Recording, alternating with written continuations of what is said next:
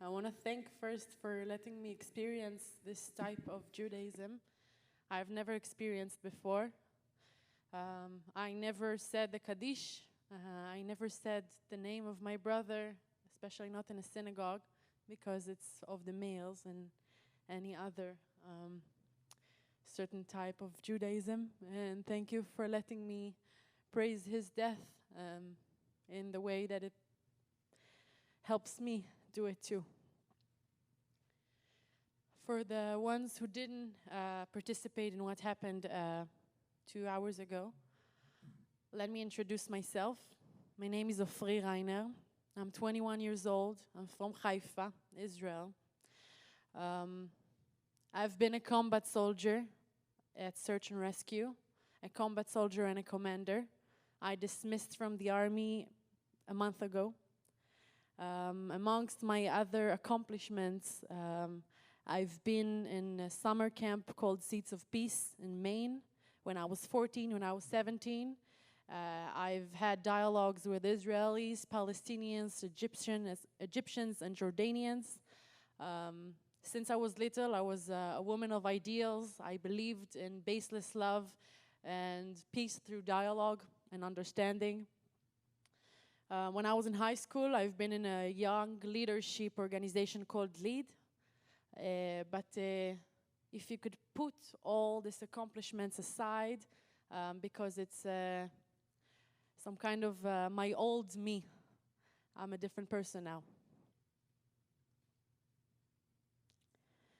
Before I'll begin, let me have some few disclaimers so you will understand me better. PTSD, what is it? Post-traumatic stress disorder. A psychological response stemming from exposure to life-threatening situation, profoundly impacting an individual's functioning and quality of life. What it means to me is that every time I'm going through my story, every time I'm doing my lectures, I feel like I'm experiencing it again. Every phrase I'm putting into words, it's the scenes that I see in my head, and I'm telling you right now. So my body is preparing itself to tell it. And I know what's going to happen. It's going to be hard for me. I might mumble, I might stop. I might get distracted. But let me set my pace so it will be good for you and good for me too. Another disclaimer I want to put here is that me as a person, I'd rather to look at the miracles and at the light that came out of all of it. I know that you've all seen a lot of graphic footage and videos from this day, but I want to focus on all the miracles, small to big, that led me right through here. And it's very nice to see faces that I already know, so I will look at you for a little longer because it's easier for me like so. Let me begin. I'll introduce you, all of my friends. This is a photo that was taken in December in our retreat at Cyprus, so I will finish with a good ending that we all made it. All of us were in the same car.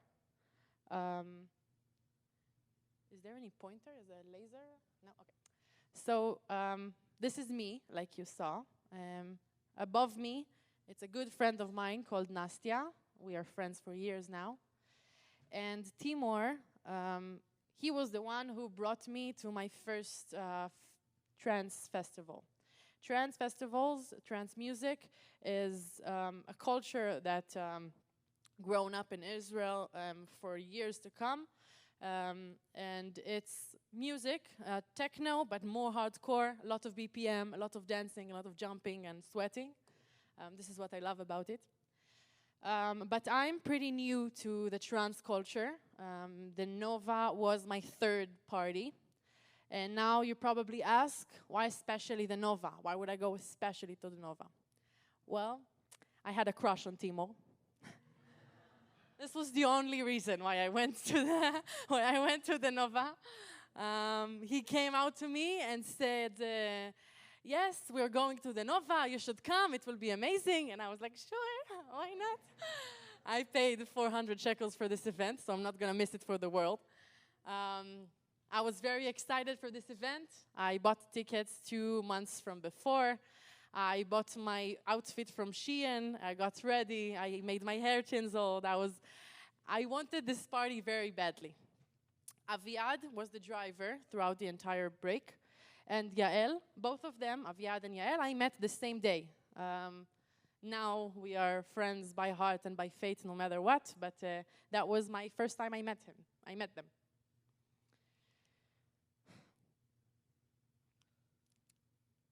This is a photo that was taken throughout the party. Just imagine yourself, 3,000 young people dancing, smiling. Everyone is colorful. Everyone is pretty. Imagine yourself the hippies of the 70s, just like in the 21st century. This is who we were. We love dancing. We love releasing our energy through our body. At around 6:29, the rockets started to come.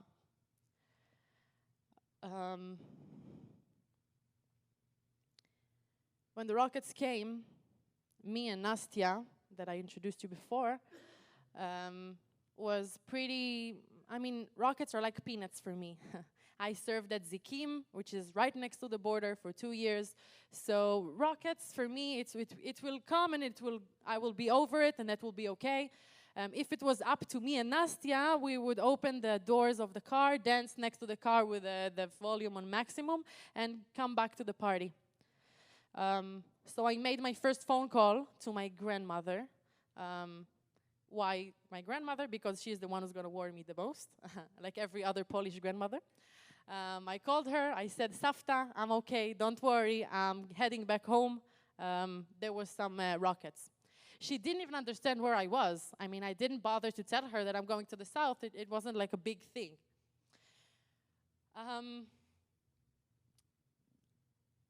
I'm so glad that it wasn't up to me and Nastya, because Timo, the one I was telling you about, have post-trauma from his army service. So he started to have a panic attack. I remember him starting to cry, all his emotions started to flood himself.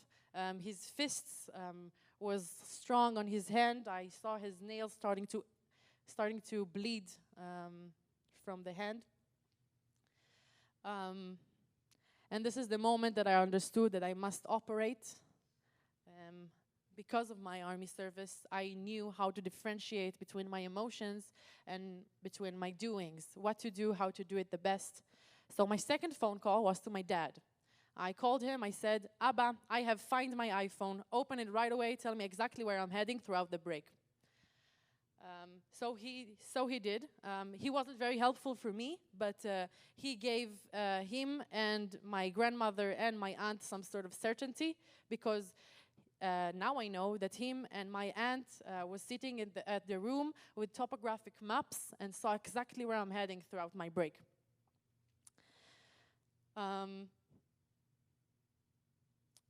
We started to drive. We got all in the car. It took us some time to gather around. We sat on the car. We started driving. I made us a short brief, like we do in the army. In army is tadrich. I told 2 things that we had to remember. The first one was, no matter what, we will stick together. We saw so many people running by themselves, leaving the car behind, running alone, and we understood that it's not the best solution that we can have.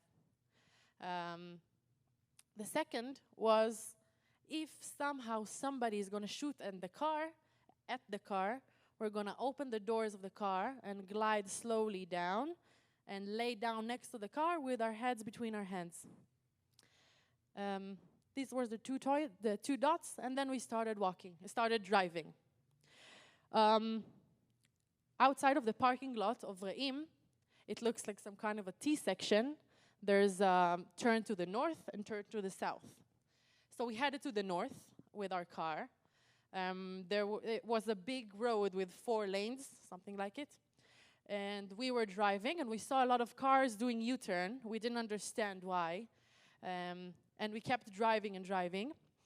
It took us a few seconds to understand that we were 1 car before white tender of the Hamas. And after a few seconds, they started to shoot it all over the lanes that was next to them. Our luck that we were behind them. So our driver, Aviad, did the U-turn of his life. We did a U-turn, hit another car, just like GTA. All the car moved, and we kept driving all along. We thought that there is a terrorist attack on the north, and that's it. So we kept driving right to the entrance of Be'eri. We drove, shocked.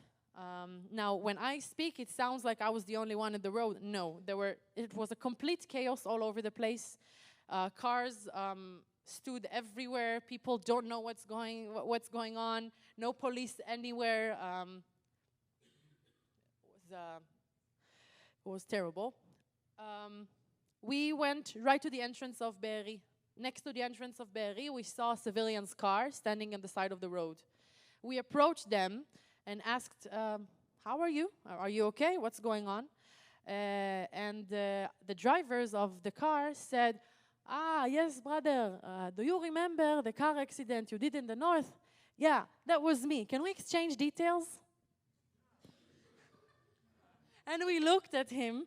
All the three girls that was in the back seat started shouting at him. Do you think it's the right time? Don't you see they're shooting at us? Don't you think? They exchanged details. Our driver convinced, and they exchanged details. But by the time they exchanged the details, a car came out right from the entrance of Be'eri and told us not to enter because there are terrorists there. Now that is a miracle. That is something that I want to pinpoint. I never believed in miracles, but that is something that I want to say. So we understood that we can't go back to Be'eri. The north and the south was blocked. Our only thing we could do was to get back to the parking lot. We came back to the parking lot, and it looked like that. As a narrow road with a lot of small stones in it. We had a huge traffic jam all along the road. So even if you had some kind of a progress in the parking lot, you would just move a meter every single bit. On the one side, you would see a downhill and an uphill to some kind of a forest with a long, tall, narrow trees with a lot of leaves in it. So when you look up, you don't see anything but leaves. And on the other side, you would see a huge potato field with soft soil ready to be seeded. Looked like this, just ready to be seeded, surrounded by a lot of fields. We sat in the car. Me and Nastia, we have the same coping mechanism, which is humor. So we said all the most horrific jokes you could ever hear, the darkest jokes in the world, just to fill the void. It doesn't matter. It wasn't even funny. We just kept talking and talking and talking. I was with the phone all the time. I wanted to inform my mother and my dad that I'm okay. My parents are divorced, so if I call to my father, I have to call my mother. And if I call to my mother, I have to call my father. And it goes like that for eternity. And from anxiousness, like every other girl in the world, I had to pee. I came to Nastia. I said, Nastia, I have pee-pee, come. I took her by the hand, and we went straight to the forest. We went on the downhill and on the uphill. On the downhill, there were 3 people that were hiding next to me. At first, then it looked normal. Now I understand that it's completely abnormal. But I remember those few seconds I was deciding with myself, should I pee here? They see me, it's uncomfortable, what do I do? It took me some time to understand what I'm going to do. And by this time, terrorists from the uphill started shooting right at us from a few meters, and they were aiming right towards us. So me and Nastia glide on the downhill, went to the car. We did exactly like I told them, opened the car, the door, glide slowly. We heard the bullets in our windows, in our open windows. We lay down like that for a few seconds until we heard some kind of a quiet. And this is when Aviad decided to try to go through all over the other cars and to go through the potato field. Now, every other Nova survivor that didn't have a 4-on-4 car understood that it is a mistake, because it took us 1, 2, 3, 4 bumps and the car was stuck. We got stuck and we had nowhere to go. It took us a few seconds to make this decision and to start running. The only thing I took with me was a portable charger and my phone. I left it all there. And this is the moment when we split apart. Me and Nastya ran to the same direction. Yael fell on the ground because she thought that she was shot. And Timur kept running, saw her lying down, came back, took her by the hand, told her, "Why are you crazy?" and just ran with her all the way. And Aviad went to the forest and hid there for 6 hours.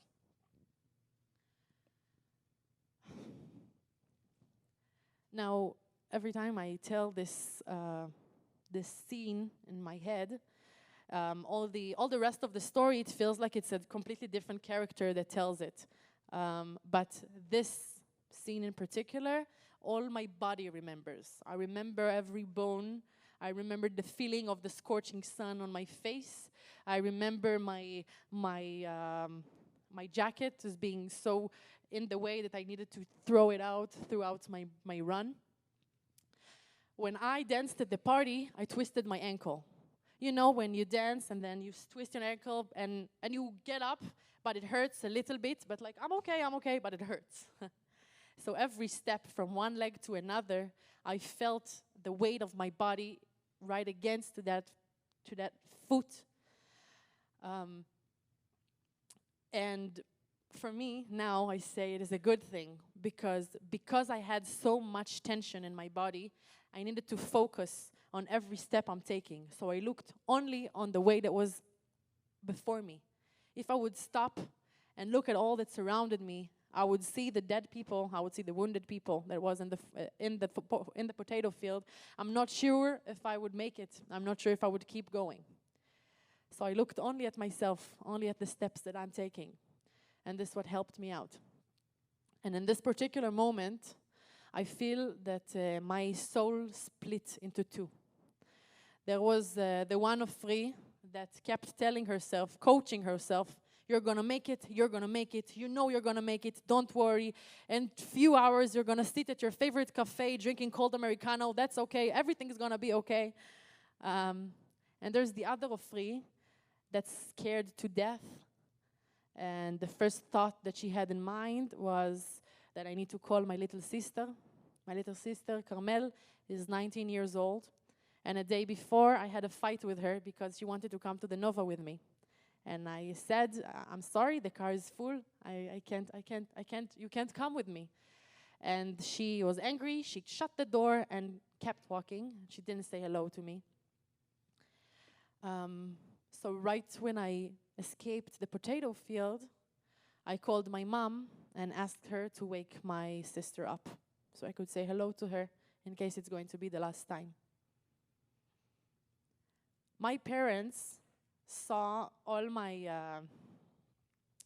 journey and my calls, because every call, from sarcasm and jokes and laughter, it became more and more serious until this time of the potato field, when they heard me actually scared.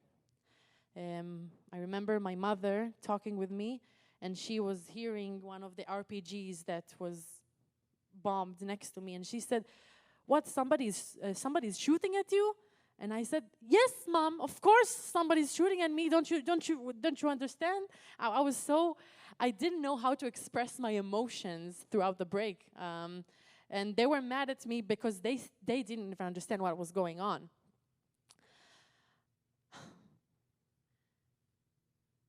After we escaped the potato field, we went through the fields and kept walking. We were 1,000 people, something like it. We looked like little ants, like sitting ducks, just running looking for a place to hide.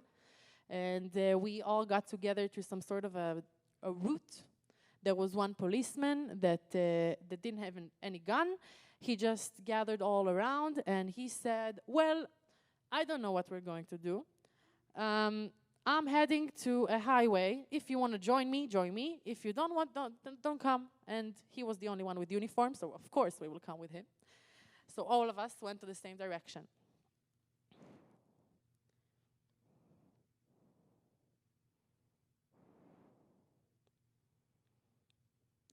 And this is how it looked like. My face in this video was one of the things that I always can't look at because I know how terrified I was there. We kept walking, me and Nastia, Timor and Yael behind us. I was calling Timor every few seconds because I was very worried about him. And I was telling him, when you see the pepper fields on your right, call me. So he called me 5 minutes later, and this is how I understood that he's 5 minutes before me. So we waited, and then we got together, all the four of us. It was a very exciting moment. We cried on each other's laps. We hugged, and we kept walking. We walked together for 11 miles straight, 19 kilometers. The scorching sun, like I said, from fear of heat strokes, we wanted to find something. So we were 4 people with 2 scarves. So we walked together, 2 people with 1 scarf holding hand, all the break. This is me and Timo.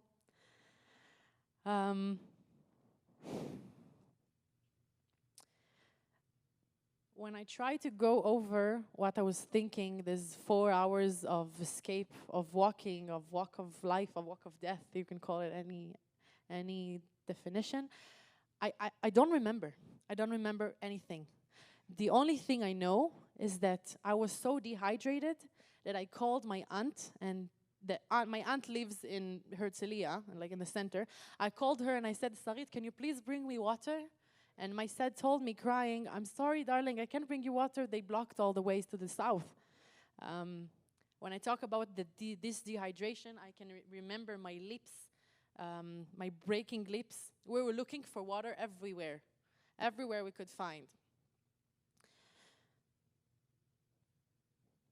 This is how it looked like. Behind us, the mushroom clouds of smoke. After a few while, you could differentiate between the shootings, the bullets, the RPGs, and the missiles. It was different bombings, apparently. We kept walking like that, looking for water everywhere. There were a time we found water from agriculture, but it's not meant for drinking. I mean, the moment you sip only a single sip, you understand that it's not for drinking. You spit it right away, and we drained the scarves in those waters and just put it on our forehead so we could have some water. And this moment, this story, I remember in particular. For our last few miles of our walk, we came to a pomelo field. And pomelo is a big fruity juice that has a lot of big juicy fruits that has a lot of juice in it. So from excitement, we started taking all the pomelos out and peeling. The only one who managed to peel the pomelo was Timo. He peeled it and gave us all one piece. We ate a small bite, and it was bitter. It didn't have any juice in it. It was terrible. We threw it all away, disappointed, and kept walking. Few minutes later, we arrived to an orange field. And the oranges were green, and it didn't seem like they are ready to be taken down. But I took the shot because what the hell, I mean, that was the only chance we have. I took one orange, I peeled it off. I took my first bite, and it was the best orange I've ever tasted. It was sour and sweet, just in the right amount. And from the excitement, I started taking all the oranges I could, peeling everything, just giving it away to all the 1,000 people besides me, spreading the word so everyone will know that the juice in the orange is a good source of fruit. After I came back home, my grandmother reminded me of a story that she tells of my great-grandfather, Menachem Mendel, that survived the walk of death. He joined by secret to the line of the French prisoners. He walked with them throughout the entire walk of death, and he hid a small chunk of bread in his clothes. And at one night, when everyone was sleeping in the same place, he took out the chunk of bread and gave everyone around him a small piece. And then he ate by himself. And over the last few days, when he could longer bear his body, the French prisoners, by thanking them, held him. And this is how he managed to survive the walk of death. It's not that I'm resembling the Holocaust to the Nova, not at all. I'm just glad that in such an unhuman conditions, I still have the values of my great-grandfather, that is care about all the others before himself. And I'm glad to say that that I'm like him in this kind of positions. We arrived to Patish, a kibbutz that is not very close to Re'im, but we arrived there. They put us in some kind of a sanctuary with 500 people in it, and people kept coming. A lot of Nova survivors kept coming. And this is like the beautiful Israel that I love to tell, because all the families that lived in kibbutz Patish came from their Shabbat dinner with tremendous pots with chunt and jachnun, and just gave people all the dishes that they could, because this is how we know how to spread love, by spreading food. And they give us food and tried to take care of us.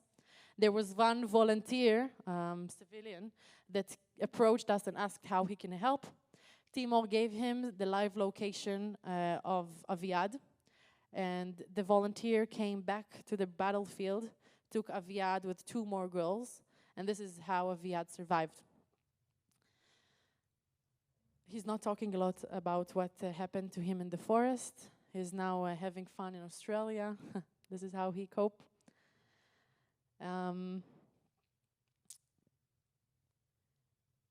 There were rumors that the terrorists are starting to come to us, to Patish, and we started to get a little frightened.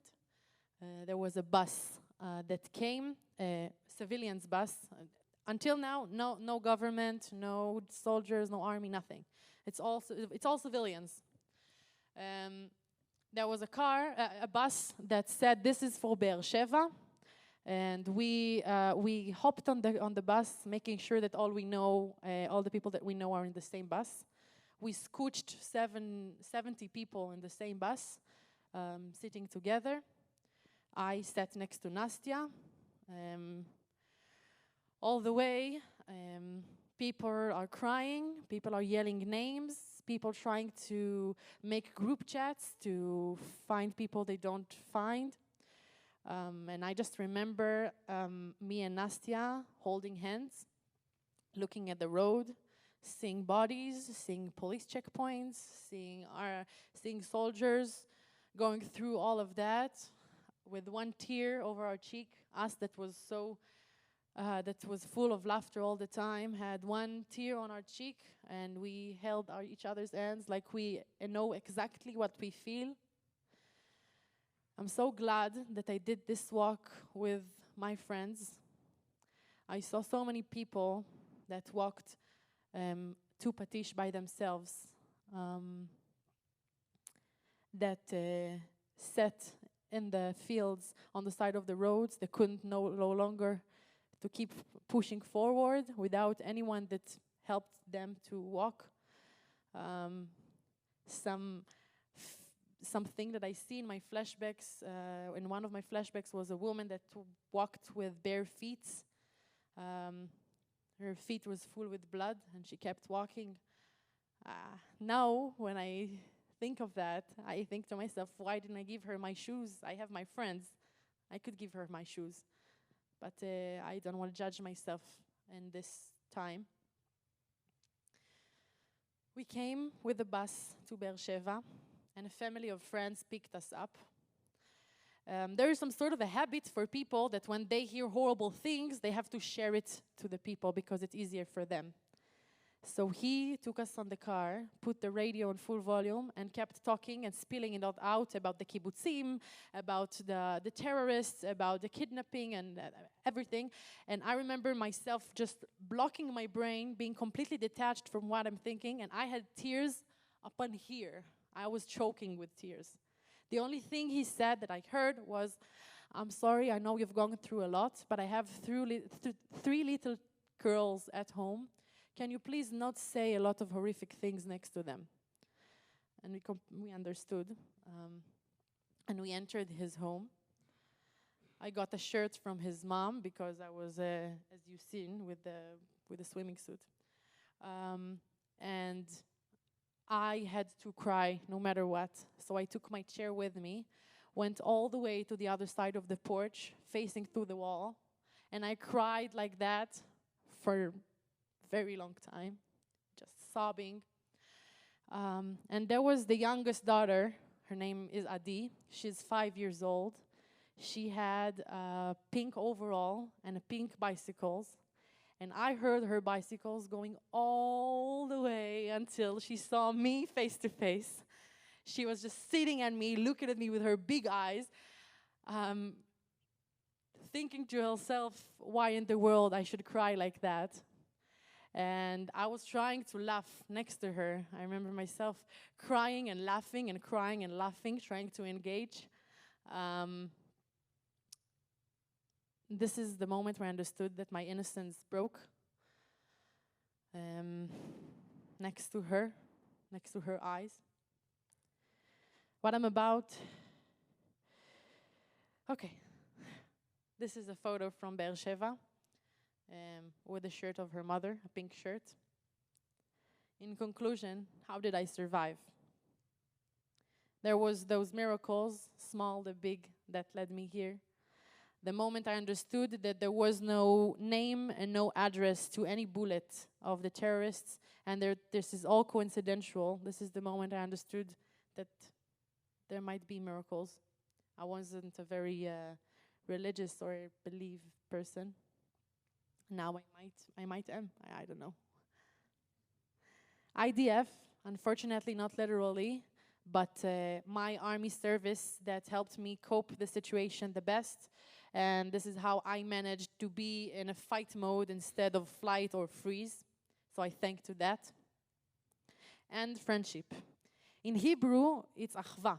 I wish there was a proper word for friendship in English, because achva means that my faith is strong upon your faith and my blood is your blood. This is how I feel towards all my friends that we survived with. No matter what they're going to do in life, no matter how much we will not speak, I saw them in such... I saw them completely naked, by all saying, and now I just cannot connect to them. What you're about to see now is a video that I made, along with footages and videos that my friend Nastia took, along with charcoal sketches that I made a month after the break.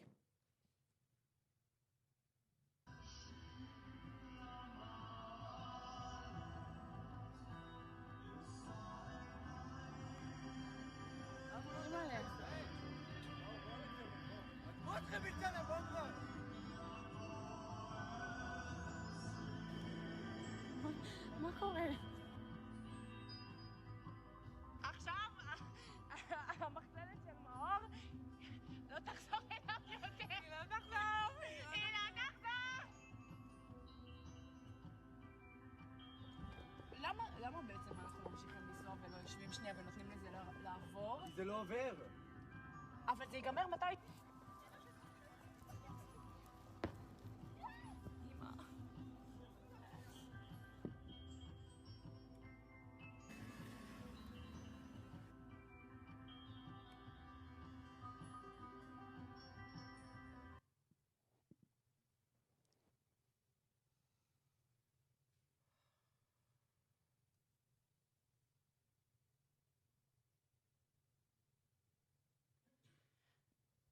I came back home at around 6 p.m. Like I told you from before, my parents are divorced. Shlomi is my dad. Me and Carmel are his daughters. Shlomi married Flor when I was 7. And Flor has 2 twins, Shalev and Omer. We are all in the same age. I'm 21, they're 20, my sister is 19. So from a very young age, we became like the Fantastic Four. We did everything together, every vacation, every holiday. We loved each other very much. At around 6 p.m., I came to my mother's home, to the warm embrace of my sister, telling me that my brother Shalev Dagan is missing. It took us 3 days until the officers came and tell us that Shalev is dead. Shalev was a Golani soldier in Golani 51, and he was one of the first ones that died throughout the attack. But before I'll tell you about this Shalev, I want to tell you about this Shalev, the Shalev that I remember, the Shalev that I love. I remember Shalev with unibrow and long hair, climbing trees and painting over things, being mischievous. He had a charisma that could hold up a whole room. He knew exactly how to make people laugh. All his friends was drawn into him. Him and Omer were like yin and yang because Shalev was very bright and Omer was very shy. He was a great athlete. He ran super fast. He loved to sing. Every Friday we did karaoke nights and he stole the microphone and sang all the songs of Eyal Golan because this is what he wanted.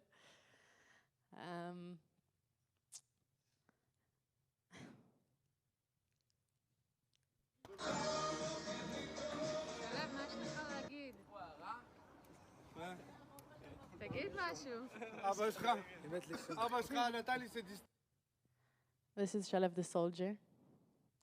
At first you saw a video of him making schnitzels at his base.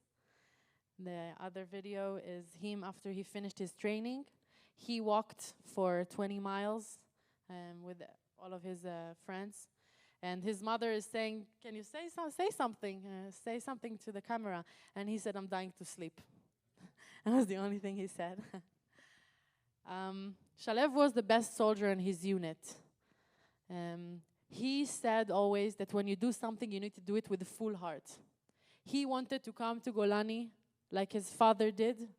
His father was in Golani like his uncle did. His uncle died in Golani as well at 1982 at Lebanon, Milchemet Lebanon. No matter how much his mother begged him not to, he insisted to be in Golani. And he wanted to be the best soldier in his unit, and so he did. He became the right-hand man of the great commander, Omer Wolf. And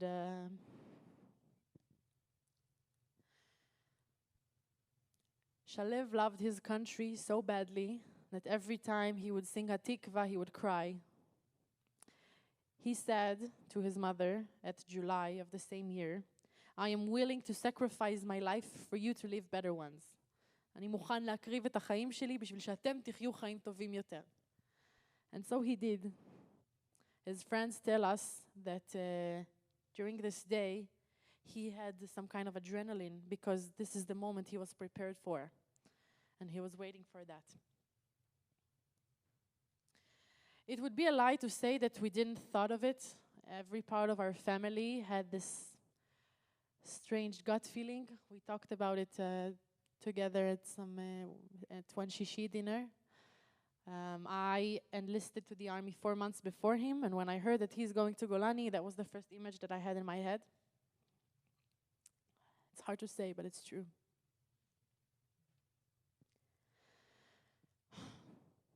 Now let me tell you about his story, his brave story. Shalev, along with Omer Wolf, the great commander, Maru Alem, another soldier, Itai Zarbiv, the driver. They were all driving in the same David, an army vehicle, from Mop Darom, their base, all along the border, back and forth, from 5 a.m. This is what they did every day.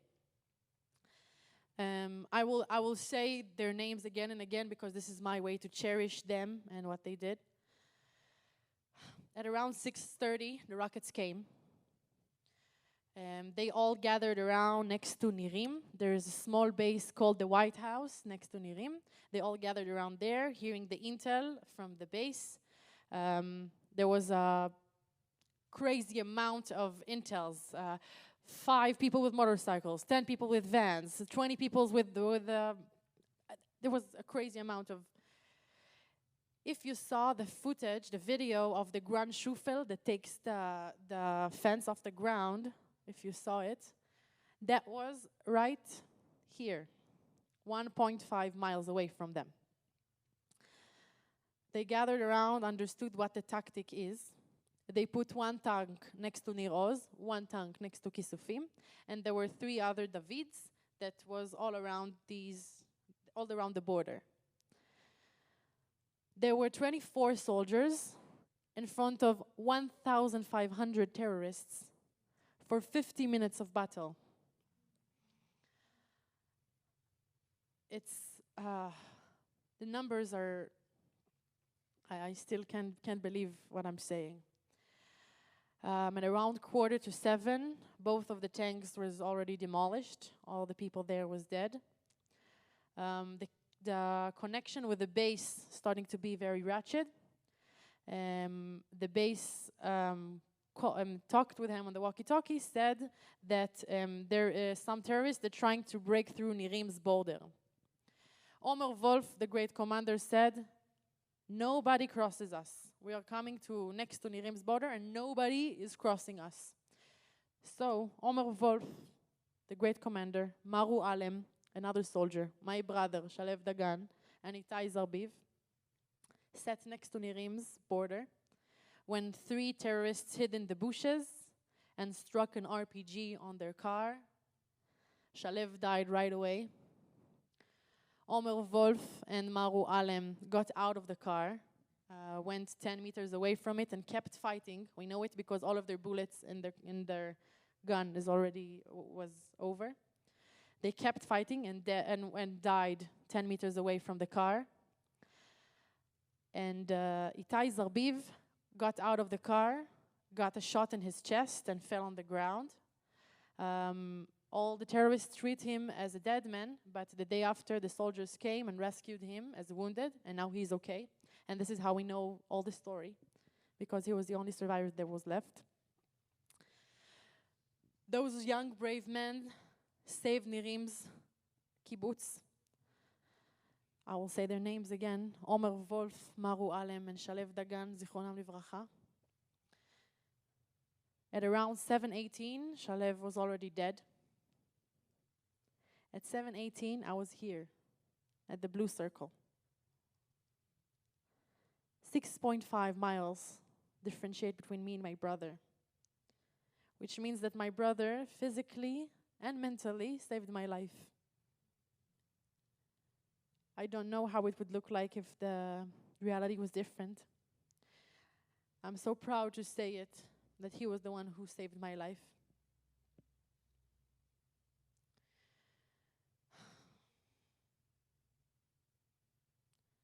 Do you remember what was my first phone call to my grandmother? Just like as a chain of reactions, I called my grandmother at 6:30. She woke up and called my dad to understand what was going on. My dad woke up and woke Flor up. And Flor woke up and called Shalev. She said how he's doing, and he said, "Mom, I'm okay, don't worry, I will call you later. I can't talk right now." That was their last phone call. At least, I say to myself, I'm glad that I gave Flor the opportunity to have the last phone call.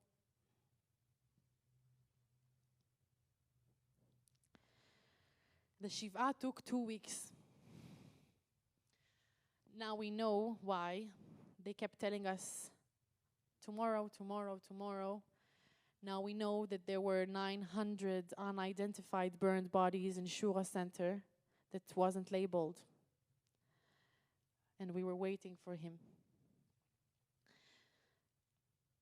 I was sitting in the Shiva like a ghost for 2 weeks. Came back right from the Nova, straight to house, when all they have is death. I felt like death was there. It's hard for me to explain this feeling, but I split up into two also there, because there was the Ofri, the eldest daughter, that needed to mourn over her brother. And there was the young little girl that just got her life back, and I wanted to experience life again. I wanted to live again, and I wanted to have fun. And those two sides of me were fighting over each other, feeling so much guilt over the other side, over death. I kept telling to myself that time that when happiness and grief comes together, grief is always more seen. I wouldn't let myself speak about anything that happened to me in Reim, what happened to me in the Nova. And I couldn't let myself mourn too. So it was a difficult situation. I started romanticizing my own death because I thought that was the only way I could be seen. I saw his photos in the living room and imagined my photos next to him. I would think to myself how it would look like if the Shiva was doubled, if the funeral was doubled. When my friends came to the Shiva, I felt like a ghost looking at them visiting my own funeral, my own Shiva.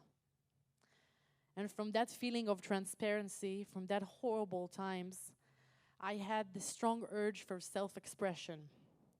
As a young girl, I always loved to write. I write songs and poems. I just loved words. And I wanted to try and write it down. I wanted to cherish it, what I'm experiencing. But every time I met in front of a blank paper, it felt like I'm facing a demon that is too big. It felt like my subconscious wouldn't let me to do it. I couldn't write, so I started drawing. I didn't draw at all before October 7th. But that was the time I was sitting in the same cafe with the cold Americano, same cafe. I took a set of charcoals, black and white, and just started painting no matter what. That was my way to build my own world, because I couldn't control my emotions. The only time I could control them was when I dealt with the aesthetics of the things I'm creating. And it gives me light. I was sitting there for 9 hours straight every day just to do something. It doesn't matter if it was pretty. I just wanted to do it. That is one of my paintings that I didn't before. The boot is a boot of combat soldiers, and feet feels to me just like a memory for Shalev. Now, before I get back to the other part of the story, let me tell you about what post-traumatic growth is. Post-traumatic growth is a positive psychological change. It involves finding new meaning, personal strength, resilience, and a sense of purpose, leading to a more enriched and fulfilling life despite the adversity endured. What it means to me is that when I saw the ashes and when I saw the rock bottom, I could pinpoint that and I could say, I don't want to get back here. I know how low it can be and I want to rise from it. So every day I'm choosing for myself to raise up from it and to do something with myself. I'm battling the part of myself that want to sit in bed and cry for hours every day because I know that I have something better to do, and I chose life again and again. One of the drawings I made is called The Girl. I was 1 month after the break. These are all names from Fallens, from Reim. It took me 5 hours straight. White night of just writing all the names down. It was horrible, but very therapeutic in some weird way, because this was my way of giving them eternity.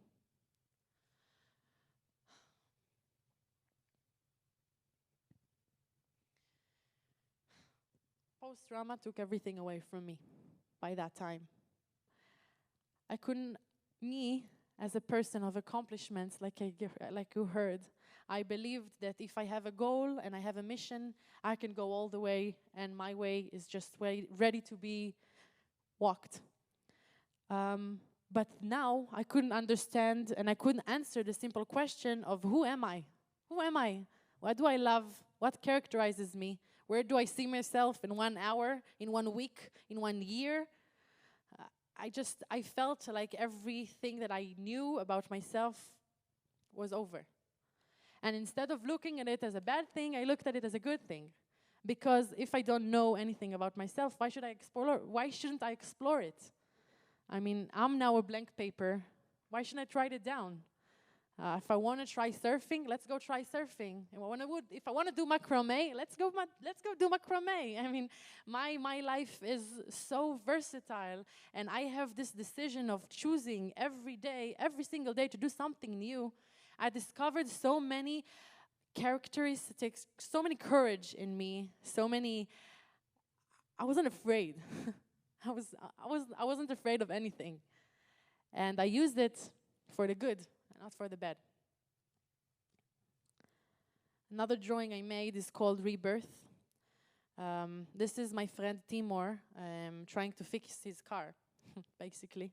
I was filming this photo, and I loved it because it looked cute, but after I looked at it again, I saw exactly how we hid in the break.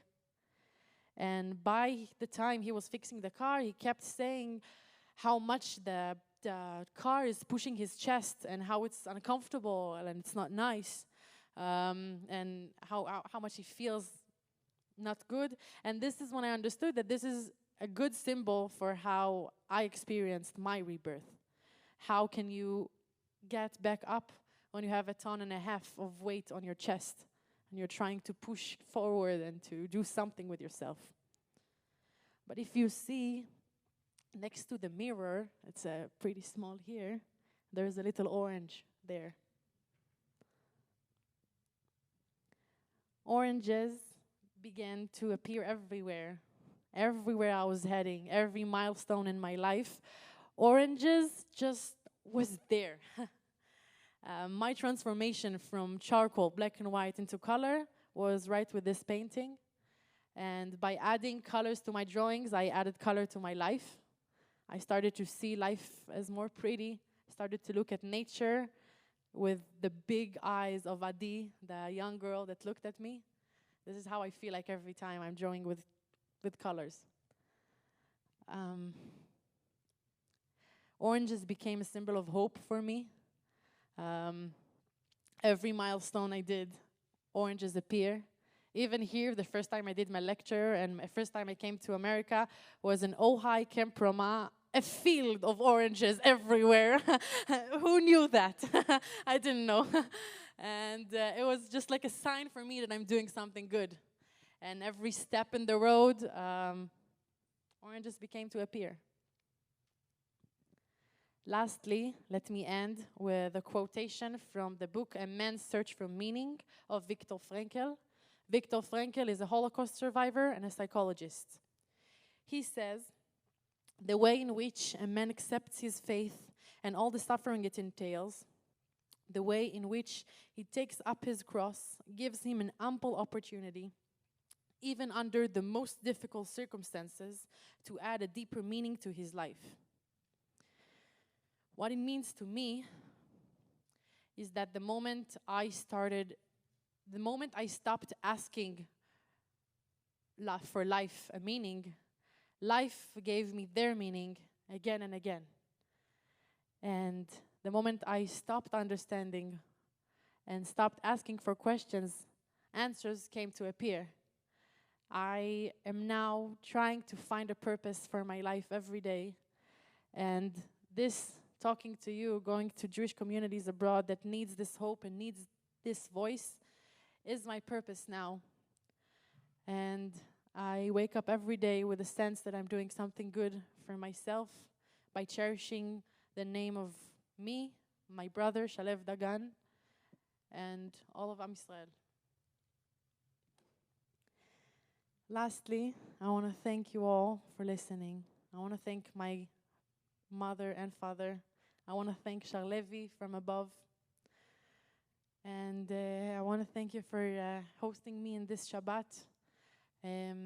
If you want, I feel like you know me, but I don't know you. So you have my Instagram right here. It's French Arts. You're welcome to follow me and to speak with me. I'm here, and I have a long journey to go, so you will see a lot of it. You're welcome to ask me anything afterwards. And if you want to participate and help, our family is making a Torah scroll for the name of my brother. I have Tfilat Aderech that I made for his name and small cards outside with barcode you can scan. And that's it. Thank you for listening to me.